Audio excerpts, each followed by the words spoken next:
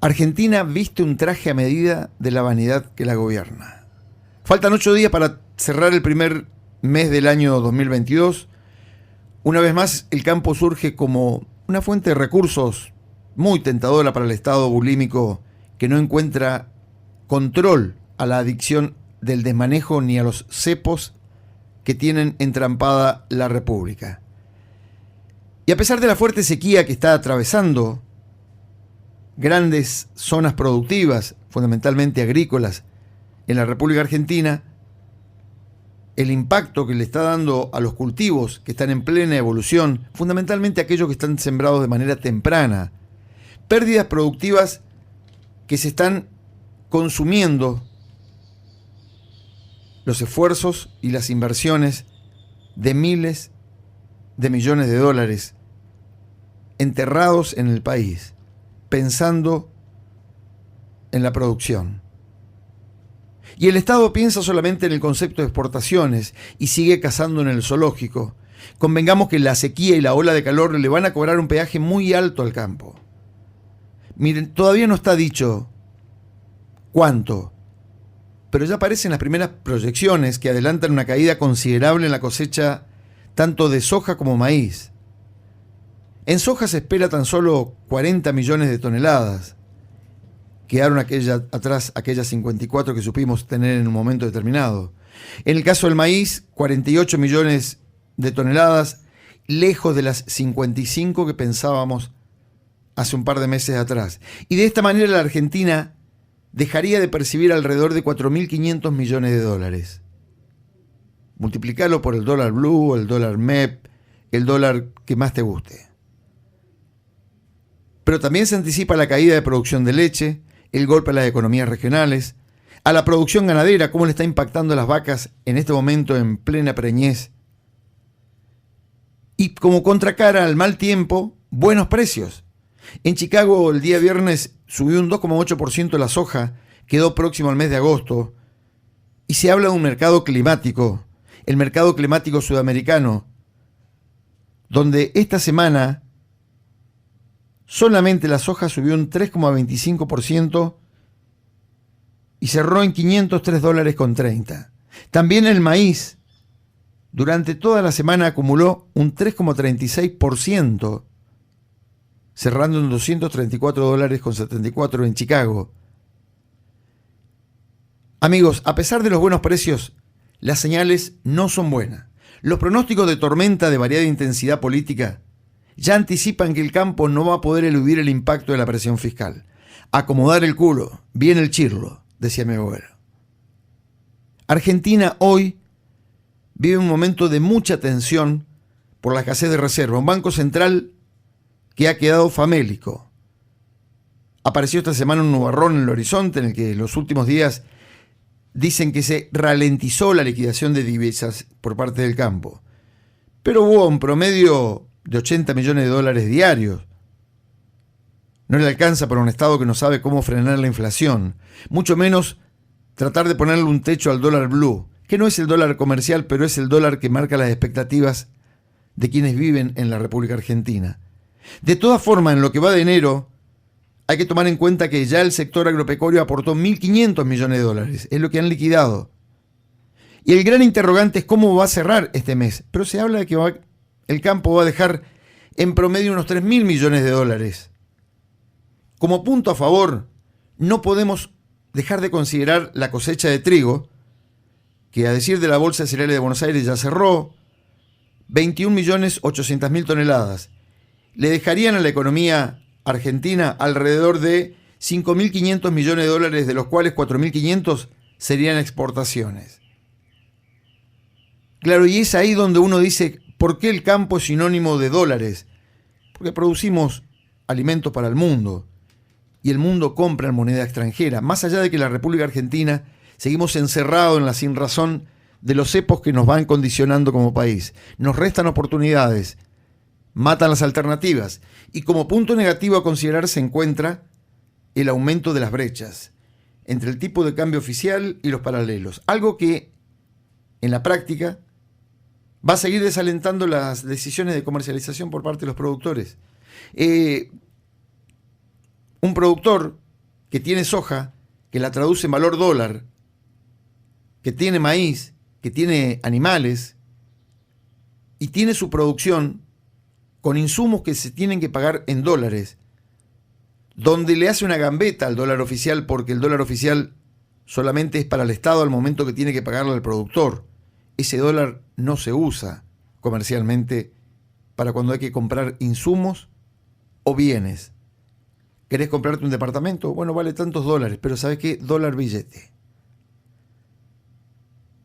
Actualmente algunos economistas están advirtiendo que el tipo de cambio oficial no solamente que va mostrando un nivel de atraso y que el gobierno indefectiblemente tendrá que poner el pie en el acelerador para no restarle competitividad a sectores claves de nuestra economía que dependen del mundo de la exportación.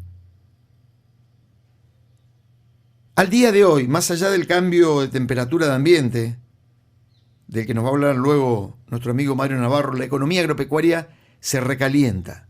Sequía, presión sobre los tipos de cambio, caída de reserva del Banco Central y en medio de la discusión política de un potencial aumento de las retenciones de trigo y maíz a través de un fideicomiso que proyecta crear el gobierno para tratar de robarle un punto porcentual más al campo.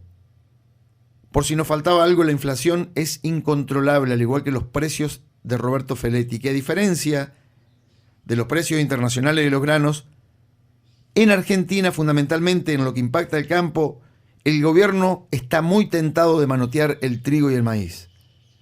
Y ahí aparece o reaparece la preocupación de el ala extrema del gobierno, porque si bien son generadores indiscutidos de divisas los productores agropecuarios, desde el gobierno se repiten en el error del desacople de precios, porque el kirchnerismo justifica su mayor intervención ante la suba de los precios internacionales, como si el productor recibiera lo que se paga en Chicago por los granos. No hablemos del productor en Uruguay, en Paraguay, en Brasil, donde la presión tributaria es completamente distinta, y ahí encontramos, de la misma manera que los jóvenes se van por Ezeiza, los movimientos de máquinas y de equipos de productores que abandonan la República Argentina y se trasladan por mejores condiciones económicas a trabajar a Uruguay, a Brasil, a Paraguay. De manera silente, tranquila. Máquinas y equipos que pasan o traspasan la frontera a un paso lento, mucho más lento que la posibilidad de recuperar la oportunidad de invertir en Argentina, pero mucho más cierto y seguro que permanecer con el pie en la cabeza como lo tenemos en la República Argentina. Lo único que me anima a anticipar hacia adelante es que el gobierno va a seguir prendido como garrapata chupándole la sangre al campo, parasitándolo, con sus ministerios, secretarías, áreas de gobierno que va a seguir creando, cada una como las patas de la garrapata, esa que se utilizan para fijarse en la piel del productor, con resoluciones, decretos, proyectos de ley que van a parasitar al campo, serán los títulos hacia adelante de este año 2022. Ponele el nombre que quiera, ponele el pelo del Consejo Agroindustrial Argentino, de la Mesa de las Carnes, de la Mesa de la Leche, pero no podemos dejar de hablar de la mala leche de la política agropecuaria en Argentina, que sigue perforando la primera capa de la piel de la producción primaria, el productor succionándole la sangre, debilitándolo, produciéndole tristeza. Mientras tanto, mantienen a la población ignorante, fomentan el odio. Es una doble estrategia de los partidos totalitarios cuando no pueden utilizar la fuerza de la ley para imponerse. Convengamos que el odio es un arma muy eficaz y necesita muy pocas ideas para germinar. No arraiga en la concordia, crece el malestar social, mucho menos en la razón cordial, en la voluntad de confrontación, sí, ahí se manifiesta. En el ansia de prevalencia también. Además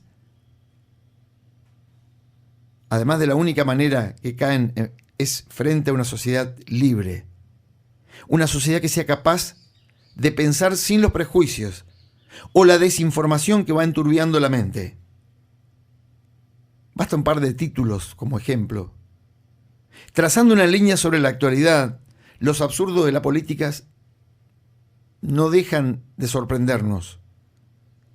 En medio de la crisis económica que golpea al país, no puedo soslayar la polémica que hemos vivido en los últimos días, la de las vacaciones en el exterior de la titular del PAMI, la que responde a los más desatendidos, a los que ya han invertido todo y esperaban vivir dignamente. Hablo de Luana Volnovich, quien viajó a México con el segundo del organismo, su pareja, Martín Rodríguez, que se esperaba que serían removidos, pero no fue así. Ni hablar del ministro de Desarrollo Territorial y Hábitat, Jorge Ferraresi, quien decidió descansar en Cuba. Todos factores que van acrecentando el malestar ciudadano. En este sentido, Felipe Solá, recordarán, quien fuera canciller durante la primera mitad de la gestión de Alberto Fernández, luego reemplazado por Santiago Cafiero, ya fuera del gobierno, Solá estaba de vacaciones, no acá, en las sierras chicas, en las sierras grandes. Estaba de vacaciones en el exterior, en Costa Rica. Fue reconocido y escrachado por un argentino que lo increpó, lo filmó. La situación podría, como la de Solá, podría multiplicarse por los cientos y miles de casos que aún no llegaron a la prensa, pero de los únicos privilegiados en la República Argentina, que son los políticos. Los que acceden a los dólares, los que viajan por el mundo, los que tienen pasaporte sanitario, cualquiera sea el precio, por más que sea VIP. En términos de fábula, podríamos decir que al día de hoy el presidente Alberto Fernández va a jugar el rol del emperador, este emperador que será vestido con un traje a medida que le está preparando la cámpora, pero un emperador que expone su vanidad, pero también su fragilidad en el poder político. A modo de anticipo, lo vimos esta semana con la ratificación de Luana Volnovich como titular del PAMI, pese a haber desconocido la sugerencia del presidente de vacacionar en el exterior, y mucho más del subdirector ejecutivo de PAMI, su novio, Martín Rodríguez. ¿Recuerdan que en la Casa Rosada evaluaban sanciones? El kirchnerismo los blindó a los dos militantes de la cámpora. Hay mucha plata, son miles de millones de pesos y de dólares que maneja el PAMI. A los viejos los tenemos encerrados en geriátricos o tirados en el rincón de alguna casa, cagándose de calor, a los que no se murieron o no los mató el COVID, porque así piensan. Pero no podemos dejar de considerar el rol que tiene Alberto Fernández, a quien ya le están preparando su hermoso traje para exhibir su vanidad, su impotencia. Entre las contradicciones internacionales, Alberto Fernández mantiene en agenda el viaje a Rusia, a pesar de la reticencia de Putin para informar sobre el terrorista Rezai y a la escalada bélica de Moscú en Ucrania, el otro gran título que movió los precios de los granos esta semana. Pero el presidente preserva su visita al Kremlin, aunque la Interpol Rusia haya retaseado información sobre el paradero del vicepresidente iraní acusado de volar la AMIA. Y a pesar de que continúan los aprestos del Ejército Rojo para avanzar sobre el Kiev. Por otro lado, el Congreso de la Nación, diputados de la oposición, antes del viaje de Alberto Fernández están pidiendo informes por el acuerdo militar que firmó el ministro de Defensa argentino y ruso mientras nosotros nos preparábamos para las fiestas. Esto fue suscrito en diciembre. Este acuerdo que contempla la capacitación y el entrenamiento en centros académicos del gigante euroasiático. Amigos, el rey Alberto delegó su traje presidencial a la cámpora. Con pronóstico reservado, Alberto Fernández en los próximos días deberá resolver las negociaciones entre Argentina y el Fondo Monetario Internacional, que no hay definiciones. No hay definiciones con el organismo de crédito internacional, un tema que mantiene en vilo inversiones, ni hablar a los analistas que dudan de que Argentina firme el acuerdo, o los funcionarios que están esperando mayores señales para augurar y salir a anunciar la concreción de un acuerdo hacia fines de marzo. Otro gran interrogante que nos queda en la agenda. La Argentina de Cristina y Alberto no inspiran confianza en el mundo económico. Argentina es el país, es el mundo ideal que gobiernan el binomio Alberto y Cristina.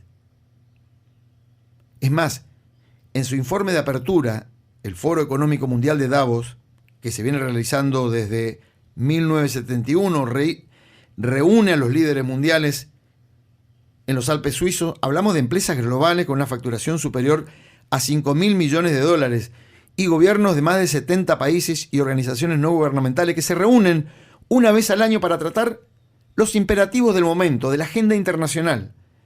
Esa que nos requiere estar sentados, pero con un buen mapa de fortalezas y debilidades, de estrategias y de tácticas para sostener el país.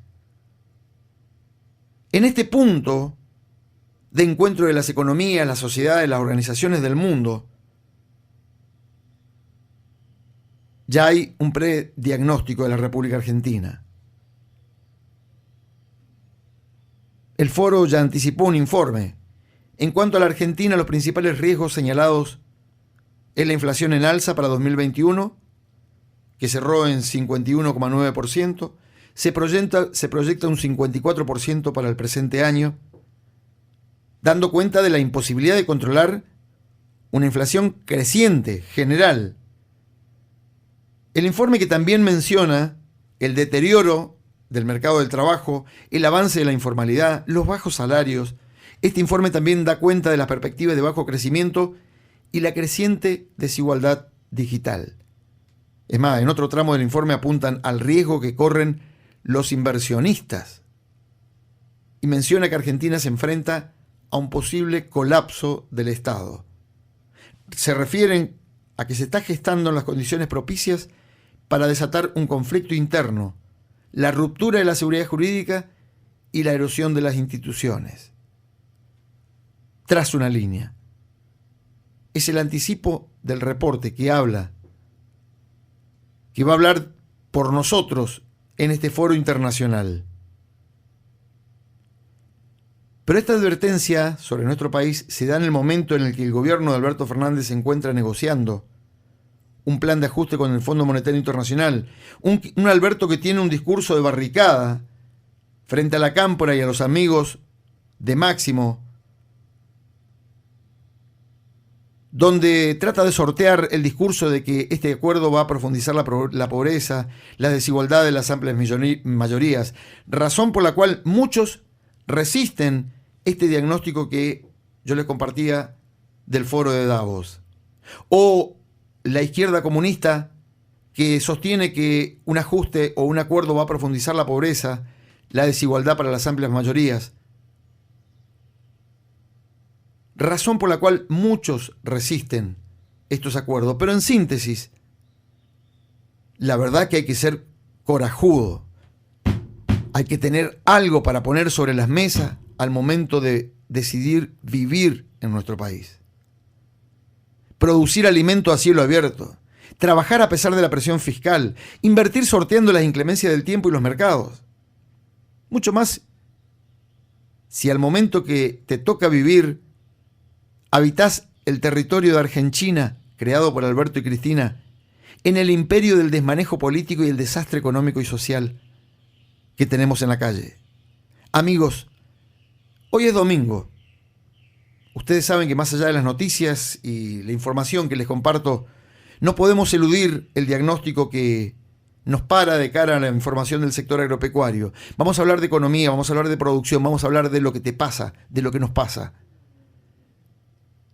Como nuestro principal problema es la política que nos impera, nuestra historia hoy tendrá como protagonista un emperador, un soberano gobernante.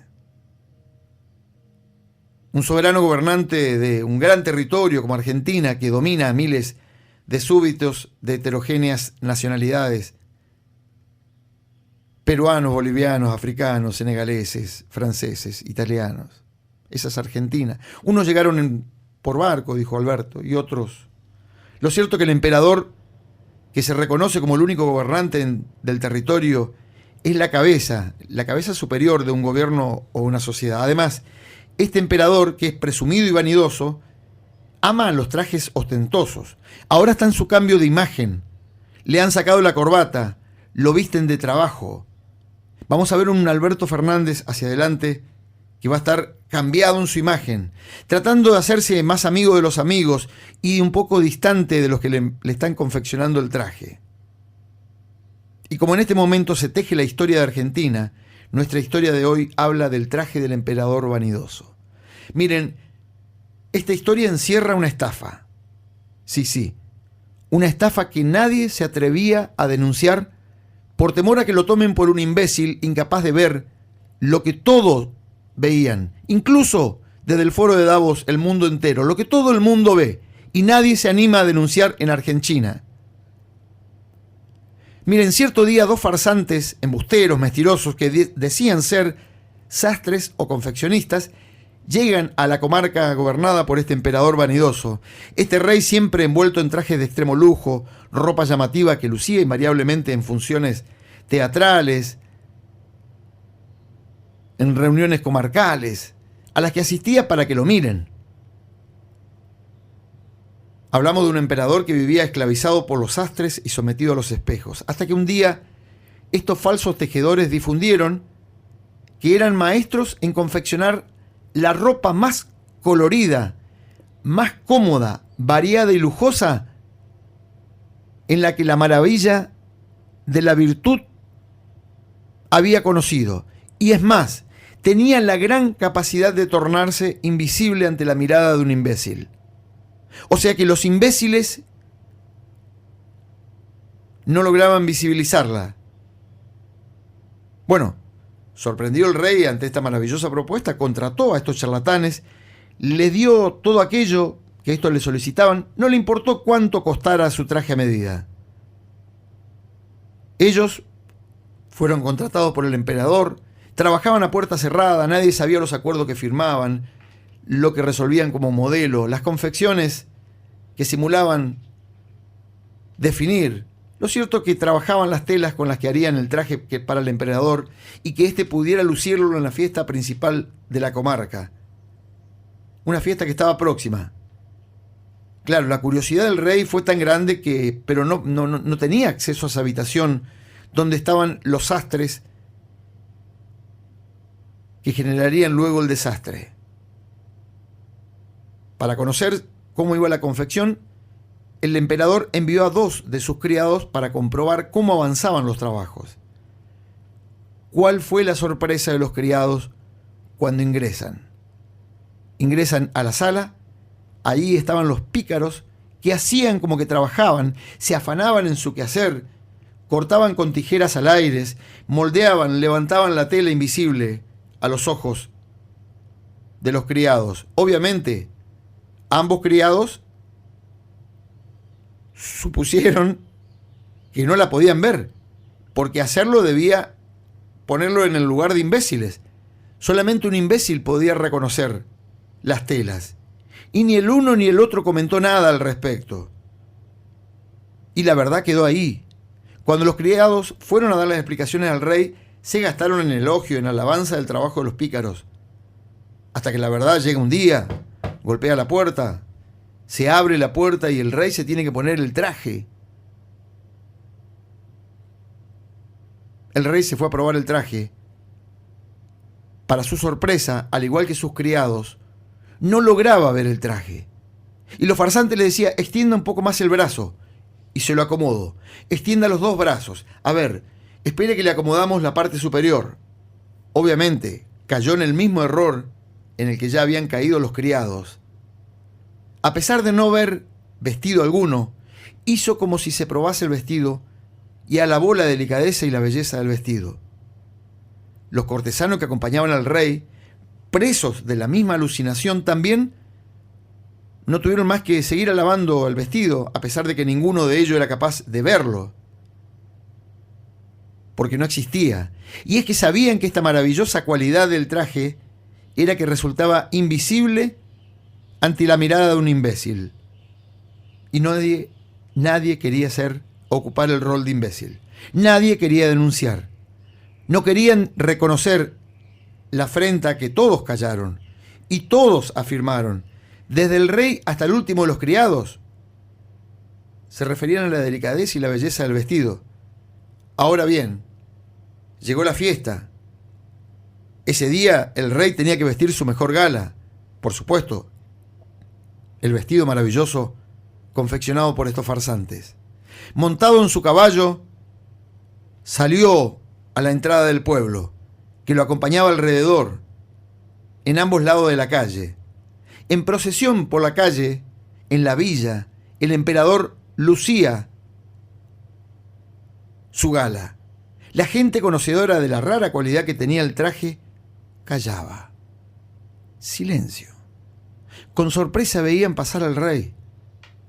Hasta que la inocencia de un niño de corta edad no pudo contener la voz y con voz clara dijo: «¡El rey va desnudo!». El grito del niño removió todas las conciencias presentes en ese lugar. Las conciencias de todos aquellos que presenciaban el desfile. Primero hubo murmullos, luego una voz, un grito, y empezaron a gritar: «¡El rey va desnudo! ¡El rey va desnudo!». Los cortesanos del rey y el mismo rey se dieron cuenta del engaño, metidos en su propia vergüenza, volvieron y asumieron que realmente el rey estaba desnudo. En ese momento vuelven al castillo y fueron a buscar a los pícaros. Estos ya habían desaparecido. Se habían llevado el dinero, la joya, oro, plata, sedas que les había entregado el rey para la confección del vestido. El engaño había surtido efecto. Los estafadores dejaron al desnudo al emperador. Se llevaron la riqueza y su dignidad. Y la dignidad de sus servidores y de todo un pueblo que cayó, que no tuvo las pelotas suficientes de gritar. Este cuento, del que pueden surgir múltiples moralejas o enseñanzas, yo diría, solo porque la mayoría crea que algo es verdad, ¿eso significa que algo no es? Porque la mayoría crea que el dólar se destapó y que el desastre país está, que la desocupación, la inseguridad, la locura país, por más que más de uno traten de arengar desde distintos lugares que no existe, ¿eso no es? ¿Cuántas veces, aún conociendo la verdad, elegimos el silencio, la falsa comodidad, sabiendo que estamos atrapados en la astucia de tejedores de falsas realidades? En esta historia, una vez más, la verdad abandona el silencio. La empujó la honestidad, la inocencia de quien la gritó desde la niñez y la pequeñez. Una denuncia que puso al desnudo la mentira mejor disimulada. No vayamos muy lejos. A nuestro alrededor, en nuestra sociedad, hay muchos reyes desnudos que no quieren hacer creer que visten los mejores trajes que tenemos. Es tiempo de que hagamos pie en esta realidad y nosotros, con un grito de guerra, vamos a comenzar esta jornada. Un grito de guerra que le pone sentido al rumbo de la radio. Un grito de guerra que se levanta en medio de tanta locura país. Las palabras amargadas, los silencios olvidados, las mentiras que dijeron para robarte unos pedazos. Cuánta tierra levantaron para mostrarnos su grandeza, y lo que de verdad mostraron